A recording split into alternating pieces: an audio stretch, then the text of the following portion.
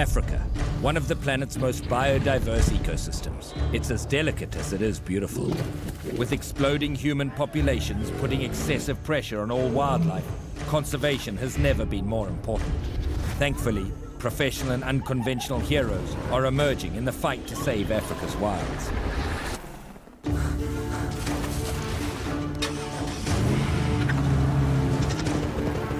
When people and animals collide, things are never simple. In this wildlife-human conflict, I'm often called in to seek out the truth, to find out what's really happening on the front lines, and identify the heroes who are making a difference. My name is Ivan Carter, hunter, conservationist, and wildlife investigator.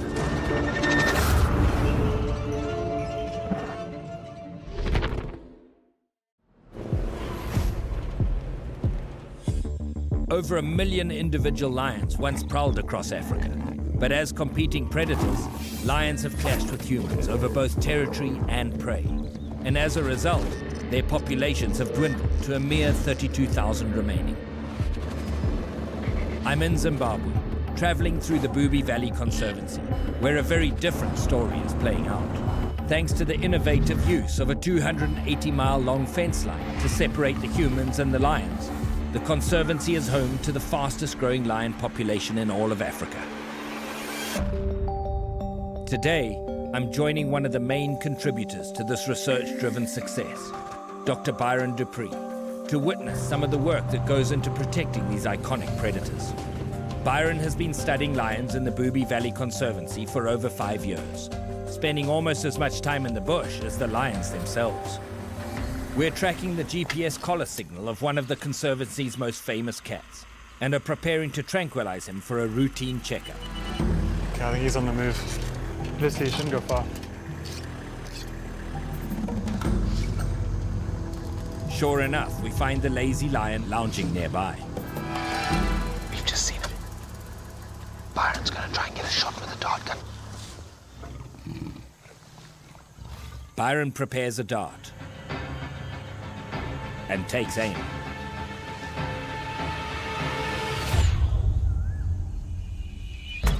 A perfect shot.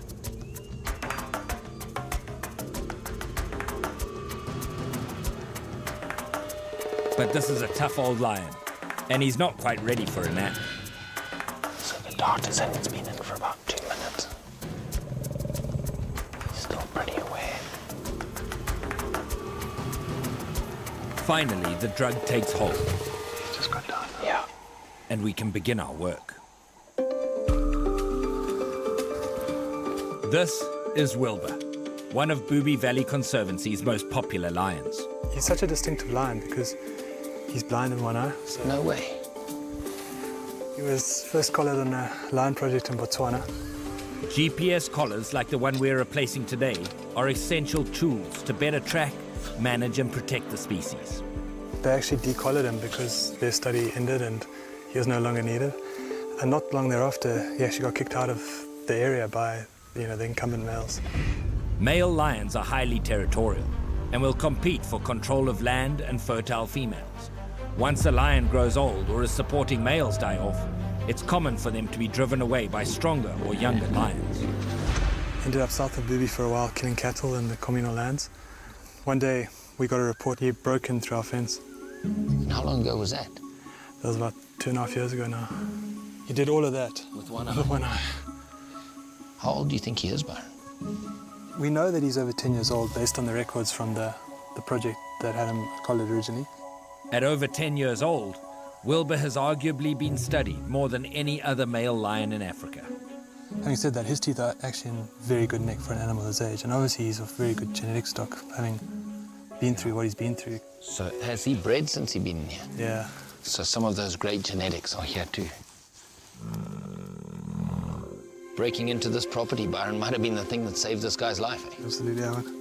What a great story. As Byron administers the reversal drug, I enjoy a final moment with this amazing lion. Wilbur serves as proof of how important a single animal's life is, not just for one, but for two populations of his species. I'm starting to understand why indeed this is one of the last hopes for the African lion. When you can see a population of over 500 lions peacefully existing and proliferating on a property like this, it makes me realize that conservancies modeled after this are truly a great hope for the African lion.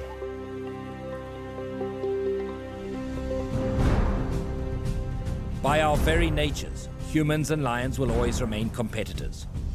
But through the work of conservationists like Byron and innovative properties like the Booby Valley Conservancy, we can eliminate the inevitability of conflict. Leaving Byron to his work, my next stop is in Ethiopia, where I've heard tell of a group of conservationists challenging the relationship between humans and another ravenous predator, a family known only as the Hyena men. After learning about the conservation efforts being used to protect lions in Zimbabwe, I've traveled to Ethiopia in search of a local family who's helping to protect one of Africa's most misunderstood predators. Harar is an ancient walled city in eastern Ethiopia, a sleepy rural town full of incredible sights, sounds, and smells. It's also home to a group of unconventional conservationists, renowned across Africa as the Hyena men. With no other name to go by, I defer to the local elders in the hopes of tracking them down. Salam alaikum. Look at these old guys. These guys are as old as the hills. Salam Baba. He tells me beyond the city walls lies a house behind an ancient tree, where I'll find the family of the Hyena men. Thank you very much. I thank him and continue my search. We're told in this direction. I follow a maze of 15th century streets and enjoy the weathered beauty of Harar. There's parts of this that really feels like a 15th century town.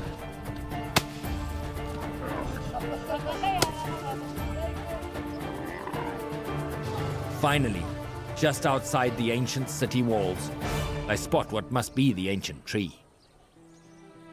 I speak with the locals to see if I'm on the right track. How are you? Well, I'm told this is the house where this hyena family actually live. And sitting in front of his quiet home, the Hyena man himself awaits. He introduces himself. So we finally found Yusuf. Yusuf, eh? Yusuf. How are you?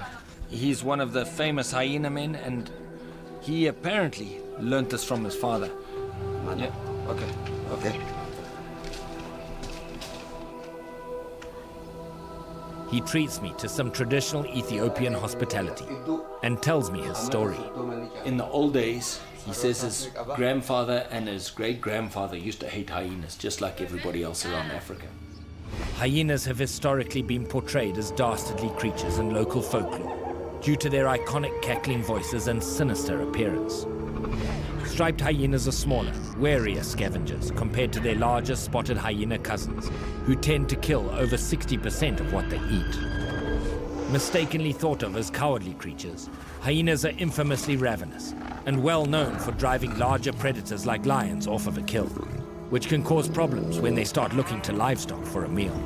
One day, one of his ancestors was feeding their dog's meat from the local butchery, and he noticed some young hyenas coming and feeding on that. They perceived that by feeding those young hyenas, if they were to keep them full and be friends with them, maybe the hyenas were not going to eat their goats and their cattle, and the conflict would disappear. So this whole tradition has started because of conflict.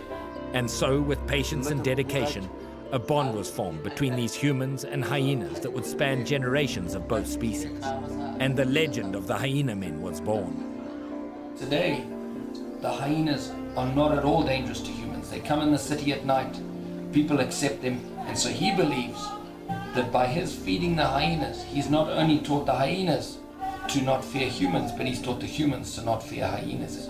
It's a beautiful example of harmony with the species, rather than the regulation of it. Now Yusuf is passing that legacy on to his son, Abbas. Yes, Abbas.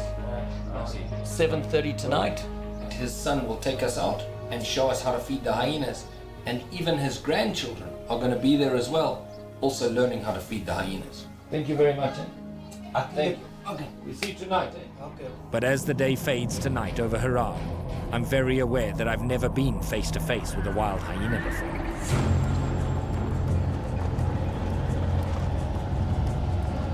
See a fire up ahead.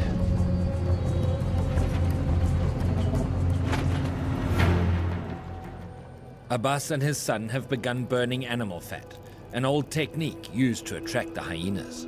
Ini magalay. What Abbas does every day is he goes to the butcheries and he goes and he gets all of the leftover offal and bits and pieces of meat to come and feed his hyenas every night. It's a reminder of the greater community's support, and that nothing goes to waste in Africa. He says I must just keep my distance to start off with. He's going out there to call the first hyenas in. We'll see what happens here.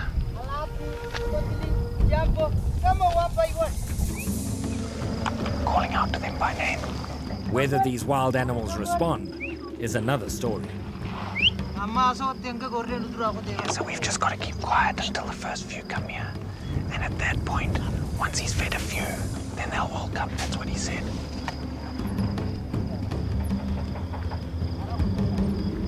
As time passes, the darkness seems to grow thicker. Abbas's patience is impressive, as are his nerves. Well, so far, no hyenas. They're around and we can hear them whooping every now and again and growling, but nothing coming in to feed yet. They're close, but Abbas tells me that the hyenas seem to be more hesitant than usual.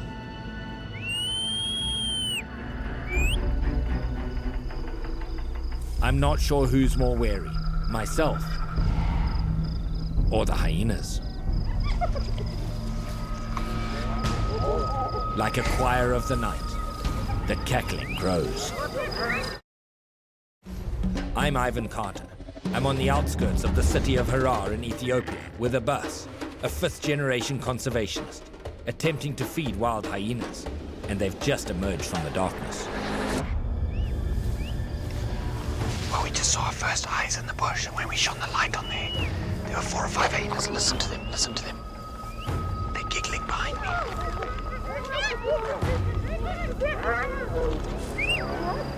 There's a hyena calling over there.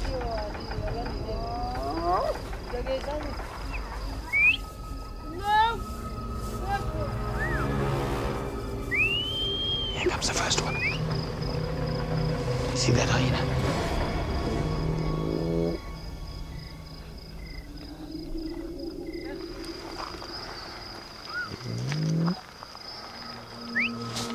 This is so cool. This is exactly what we were hoping to see. Look at this relationship here.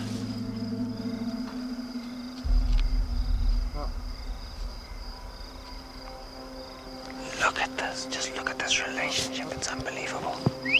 Skirting the line between elation and hesitation, I approach.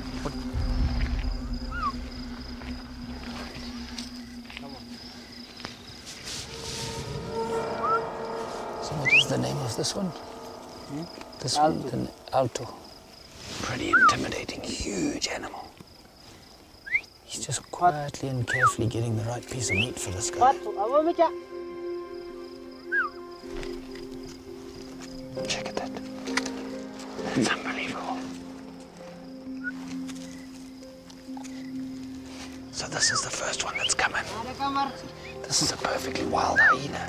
And for the last 80 years, this guy has learned from his father, who learned from his grandfather, what this is all about. And to think that this was all initially to try and eliminate the conflict between hyenas and humans in this area. It's an incredible display of empathy from Abbas and his family for a species historically killed off at the first sign of conflict. Whatever that is, he doesn't want it. It turns out even a hyena can be a picky eater. He doesn't want that piece either. This is one well-fed hyena. But Abbas has one more surprise for me. He instructs me to remain perfectly still. I don't know what this is all about. Let's just see. Oh my goodness, check at this. That's incredible. That's amazing. Okay. Man, that's unbelievable. Quite a heavy animal, actually.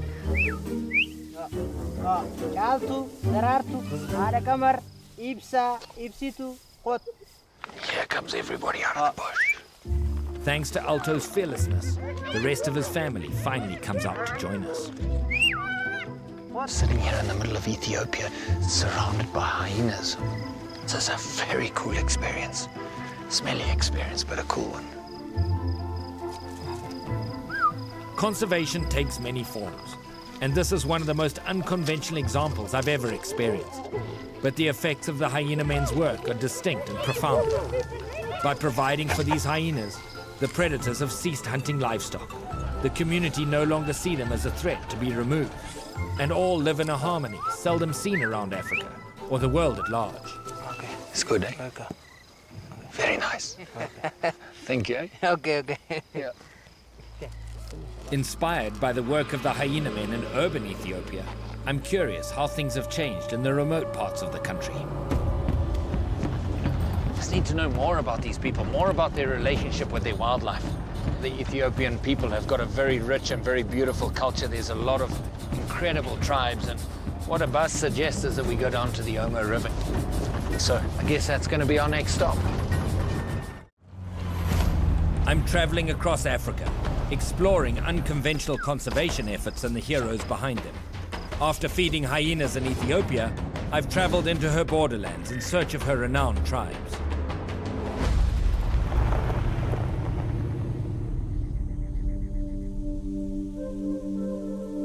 So we're just getting into Kara country now, which is right in the middle of the Omo Valley.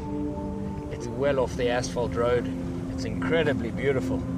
But every hour that goes by, we just seem to get drier and more dusty. Incredible environment to try and scratch out a living. The Omo Valley is home to dozens of rural tribes, rich with culture and history. One piece of that history, as with most tribes of the world, is a reverence of the mighty predators that cohabit these wilds. Often killed as proof of a man's strength, their pelts are traditionally used in ceremony and celebration. Well, definitely hubbub of human voices. I can hear some singing. And you know, the main reason for coming and finding this particular village is that I heard that they've got a ceremony going on today, and the goal of this is to see if the ceremony includes any wildlife products, any animal skins or anything like that. Some little dude here full of white paint. He wants nothing to do with this giant white apparition. Let's go and see what he's all about. Local populations of cheetahs, leopards, and lions are in sharp decline. So I'm curious how these people have adapted their lives and rituals to modern times. A lot of people in this village, very traditional structures. I'm sure this is going to be a location where we find some kind of wild animal products. Well, here's somebody definitely approaching. How are you? You speak English? Yes. Really? Yeah. Oh, very good. What's your name? My name is Taye. Taye. Yeah. It's okay if we come and look and see what's happening here. Yeah. I've stumbled into a mating ceremony. Much like a community dance or a prom, it's full of joy and celebration. And everyone's dressed their best, mainly wearing animal hides. What kind of skins are the ladies wearing? Skin from goats and sheep. Okay. And what about wild animals? They don't use wild animals. Just use goats and sheep. As the human population has grown and expanded its territory, before long there were too many people and not enough prey to eat. In response, livestock such as goats, cows, and sheep have become the foundation of these tribes. Did they use animal skins for dancing long back when there was lots of animals? Yeah, they use that one. So why they stopped that? Because they don't get them easily. Few. Yeah, few. There are few. But goats and sheep, there are like more. Many. What wild game wasn't killed off was pushed outside the reach of villages like this, until the majority of large animals ended up in protected parks and reserves, now the source of security for the majority of wild African species. In former times, they used a lot more wild animal skins, but today, they only use goat and sheep skins. It's an indictment of what has happened to African wildlife over the last century. But Kara village seems to be adapting well, clearly a thriving youthful community.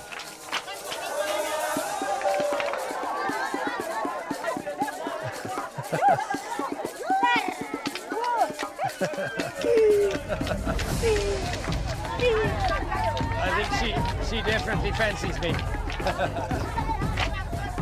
A woman come and they choose a man that they want to dance, and my guide has been chosen on dance. Yeah, here we go. I guess I got the prettiest girl. Good, eh?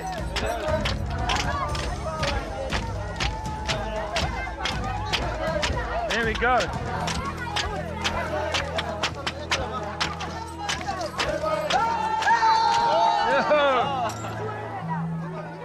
It's a mixed blessing to see tribes like this adapting to life without wild animals while keeping their culture strong. Though born of necessity, Kara village's decision to shift towards domesticated livestock will hopefully allow, with time, what wildlife remain in the Omo Valley to stabilize and possibly recover. But not all African tribes have been so willing to let go of the past. And in South Africa, one man is attempting to change the way that thousands of indigenous people think about animal skins.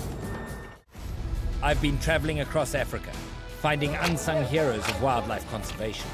After learning how tribes in Ethiopia have reacted to declining local wildlife populations, I've journeyed back to South Africa to meet an ingenious entrepreneur battling to save one of Africa's most iconic species. Tristan. Ivan, how are you, man? Hey, thank you so much for making time for me. I really appreciate it. Tristan Dickerson is a South African biologist currently in charge of Panthera's Furs for Life, the world's largest leopard conservation operation. Leopards are one of the 5 big cat species native to Africa. Renowned hunters, they can run at over 30 miles an hour, and their powerful jaws allow them to easily carry a kill weighing over 200 pounds into a tree to be consumed without disturbance. But for generations, their strength and hunting prowess have made them targets for honor-seeking men who hunt them for their iconic patterned skins. And in South Africa, no community reveres the leopard more than the Zulu people. Over 5 million Zulus are part of the Shembe Church, and once a year, tens of thousands of them attend a traditional ceremony, many of them wearing a leopard pelt. With their populations ever growing, the demand for leopard skins has been devastating for the species. For years, Tristan has been doing everything he can to educate people about the vulnerability of leopards. Now he hopes to solve the traditional indigenous issue using a needle and thread. And I bet you this is the only set of scissors in the whole world that's covered with leopard skin. It's got leopard skin handles for comfort. Let's have a look in here. So these are rolls of leopard skin. It may look like the real thing, but these skins are artificial, made entirely from fabric and clever design. This is how we get it from the factories. And how long is this roll of fabric? We order 2 kilometers at a time. 2 kilometers at a time? Of leopard skin, yeah. If you get 2 kilometers of leopard skin, how many garments can you make from that? 2 kilometers of leopard skin, we're looking at about 5,000 garments. So with 2 kilometers of leopard skin print, you can save 5,000 cats. Exactly. Tristan takes me into his workshop to show me the results of his work. So this is a garment that the Shembe would use just like this, correct? Exactly. Here we've got a tail and the 2 back legs hanging over the shoulders. This is what the Shembes would wear. How much does it cost you to put these together, Tristan? You're looking at about $20. 250 Rand, where the real thing is 5,000 Rand. And that's where the difference is. It has to be affordable to the masses. An ingeniously simple solution. How many skins do you think were getting used in that church? How many leopards were having to die on a regular basis for those ceremonies to carry on? We've estimated about 18,000 leopard furs. 18,000? Yeah. By the end of 2015, Furs for Life had distributed over 10,000 fabric furs, thus saving thousands of leopards. And interest has only grown since then. We've got elders of the church wearing the skin proudly in front of all the other followers. Wow. This is about conserving the future. We're conserving a species whilst conserving a religion, conserving culture. Fantastic. Congratulations on what you guys are doing. Thank you for your time, mate. Thank you. I leave Tristan inspired by the innovative work that he and Panthera are doing on their Furs for Life project, and the success that they've had in preserving the African leopard. But my work is far from over as I return to Zimbabwe to help 2 black rhinoceros recover from a harrowing past. My name is Ivan Carter. While meeting innovative heroes of wildlife conservation in Africa, I found my way back to the Bubi Valley Conservancy in Zimbabwe, where 2 young rhinos are about to take a big step towards recovery. Overall, the number of large wild animals in Africa has dropped by more than half in recent decades, and few species have suffered more than the rhinoceros. Poached for their horns to be sold into a billion-dollar Asian market, rhino populations have declined as much as 90% since 1970. On the front lines of this war to save the rhinos is Blondie Leatham. A former Zimbabwe Parks and Wildlife Ranger, Blondie is now in charge of the Bubi Valley Conservancy. One of the main focuses of the property is wildlife rehabilitation. Today, Blondie is releasing 2 orphaned black rhinos with incredibly sad stories. Blondie, this is a big day for you, eh? It is. It's over 2 years that the larger of the animals has been with us. He arrived a week to 10 days old, in a bad way. His mother had been poached 2 days beforehand, so he'd had no sort of nurturing and no care. He'd been running around in the wild for 2 days, and we've had him over 2 years, and now he's being returned to the wild. Chap Masterson, the wildlife vet overseeing today's operation, tells me the second rhino's tale. His mother had been shot through the eye, lost the sight in both her eyes. And he was born in the Boma under quite grotty circumstances, raining, and he just had a rough life from the very start. Black rhinos like these are smaller but far more aggressive than their white rhino cousins. While this can allow them to scare off poachers before an encounter becomes fatal, they are often left injured in the process, like the mother of this little one. So it's great now to see him thriving, see him so healthy. He's got a mate. Thankfully, heroes like Blondie and his team at the Bubi Valley Conservancy are quick to respond to animals in need. These 2 rhino, their meaning is so much greater. They represent the success of a rehabilitation program. It's a day where these rhino that came in with hardly a glimmer of hope in their eye, victims of poaching, will go back into the wild. And these are going to be the nucleus of the next generation of rhinos on this property. There goes. Today, Chap and Blondie are returning the young rhinos to the wilds, transporting them from the rehabilitation center onto protected land to begin life anew. But before releasing them, Chap will need to tranquilize the rhinos to prepare them for the move. It's a very necessary stress to get them to the next step of their lives, which is going into this 40,000-acre property. It takes a lot to protect that size of property. It takes a lot to protect, but it gives them the space to give them the chance to really breed and compete with the offtake from poaching, you know?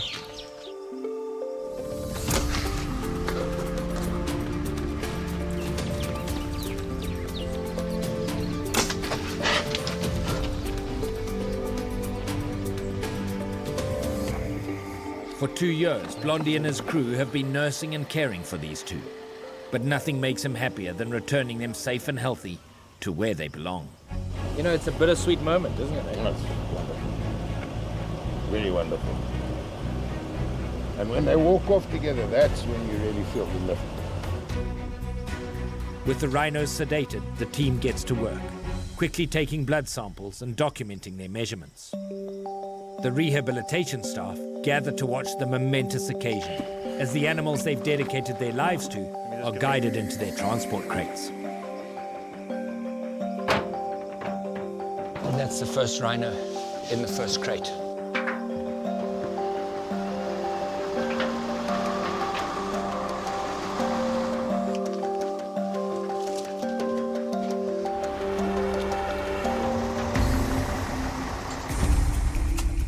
It's about an hour's drive to their new home, a central part of the conservancy with thick bush and abundance of water, the perfect environment for these rhinos.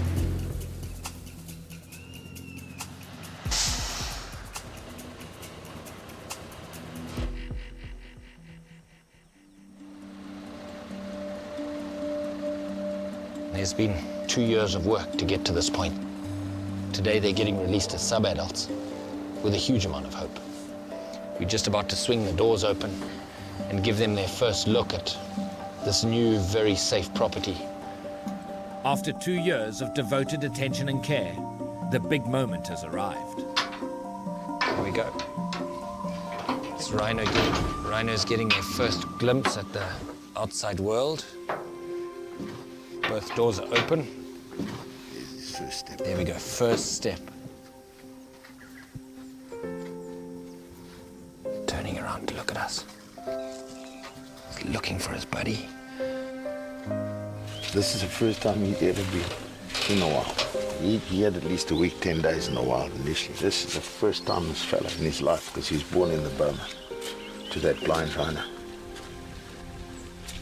You think of the trauma these little guys had. Their first interactions with humans were just unbelievably traumatic. And here today, in a calm and controlled environment, they're getting re-released back into the wild. But the rhinos are in no hurry to leave these men, who have been the closest thing they've had to parents.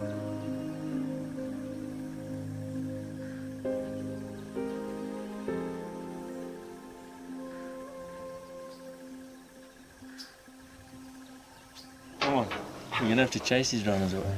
With tens of thousands of acres at their doorstep, the rhinos have decided to call a 10-foot patch home. Oh no, it's gone to sleep. Does he lay down there?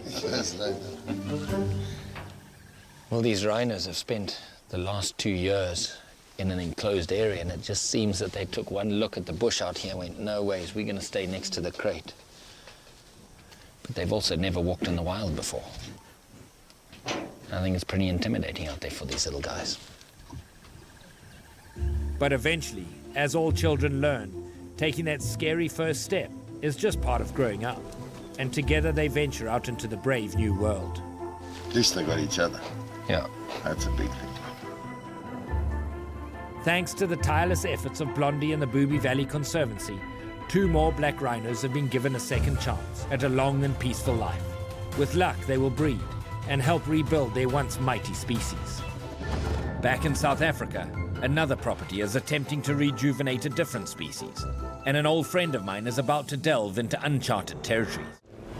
I've been traveling across Africa, learning about the professional and unconventional conservation practices being implemented to preserve its vulnerable wildlife. I've arrived at Pinda Private Game Reserve to help out an old friend.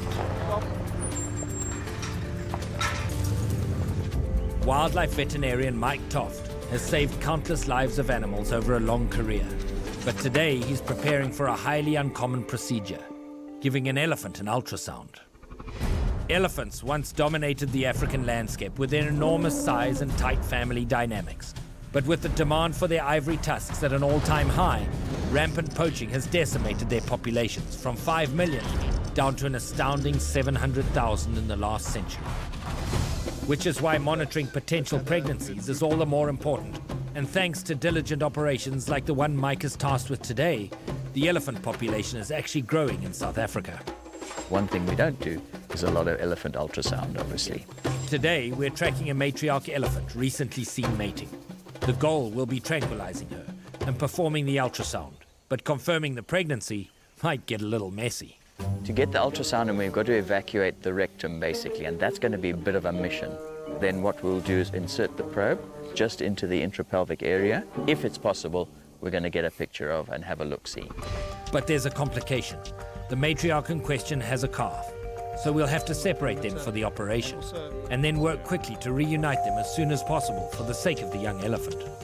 To further complicate matters, we'll be replacing the elephant's tracking collar at the same time, so there'll be a lot to be done in a very short window. Darting and collaring an elephant is quite a big exercise. Elephants move around in herds, so we've got a team of the anti-poaching unit. What they're going to be doing is, once the elephant cowers down, making sure that the rest of the herd doesn't come in while we're changing out the collar. We've got a collar right here. As you can see, this is a significant piece of equipment.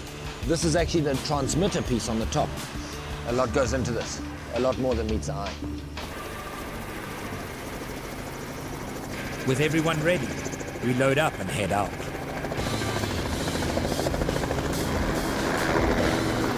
we go. All of this planning, all of this preparation, and we're off into the first step.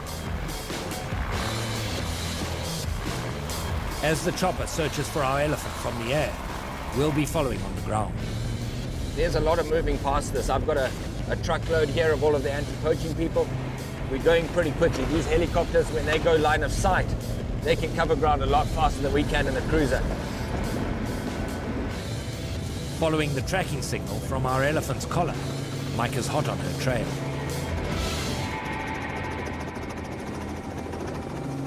The air team spots her. Luckily, she's not with her herd. But as expected, her offspring is staying close beside her. Mike takes aim from the chopper, but the elephants are quick to react and use the thick forest as cover. Mike cannot get a clear shot. I'm on Pinda Private Game Reserve in South Africa, where wildlife vet Mike Toft is attempting to tranquilize a matriarch elephant and perform an ultrasound. We tracked her down, but she's taken cover in the thick forest with her calf. Mike can't get a clean shot with his dart gun, so the chopper pilot attempts to drive them into a clearing. Mike sees an opening and makes the shot.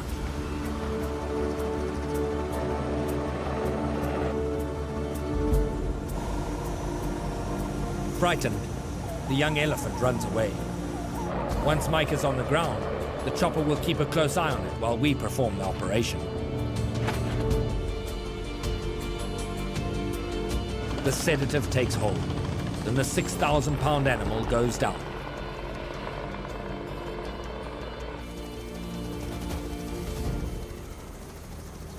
Just like with the rhino, one of the effects of the drugs is to dilute the pupil. And so the first thing we're doing is just flopping the ear forward to keep that eye in the shade. With the mother secure, we go to work, quickly replacing her GPS collar. You can hear her breathing nice and calmly. Elephants can't breathe through their mouths, so the trunk must be kept open.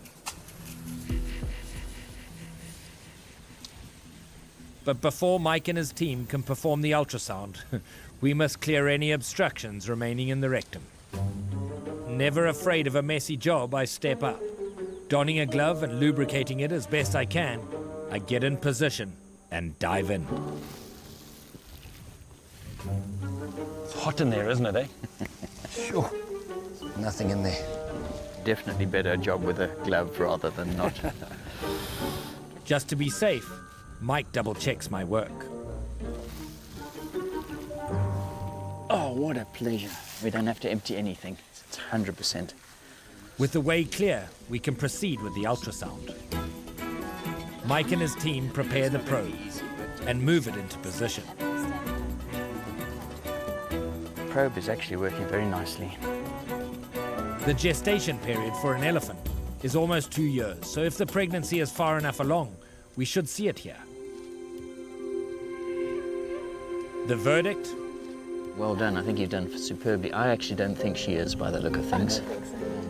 There is obviously just a slight possibility, so we'll draw a blood sample and we'll then double check that and see what we've got. Okay, well done. That's fantastic, man. Mike collects the blood samples and administers the reversal drug, the entire process taking less than 10 minutes.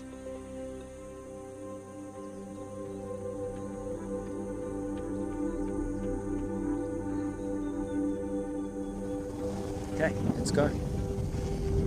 And there we go. Successfully completed. Elephant safe, all of the people are safe. She's just been given the antidote, which means in 3 or 4 or 5 minutes, she's going to stand up, she's going to wander off. They've got incredible means of communication. So within a couple of hours, she's going to be back with her herd, no worse for wear. They're probably going to sniff her collar a little bit, and she's going to carry on with the rest of her life.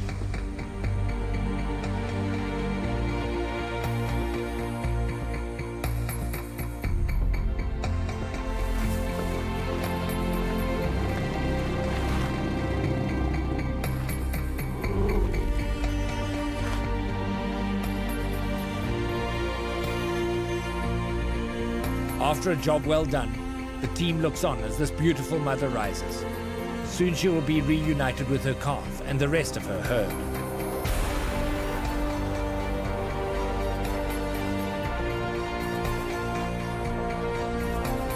Successes like this serve as a reminder that the preservation of Africa is made up of actions, both large and small. Conservation takes on many forms. Protecting this wildlife requires solutions as diverse as the species themselves. As custodians of this great continent, we must be willing to update our outdated perceptions and look for solutions in unexpected places. As long as we support heroes like these, Africa is in great hands.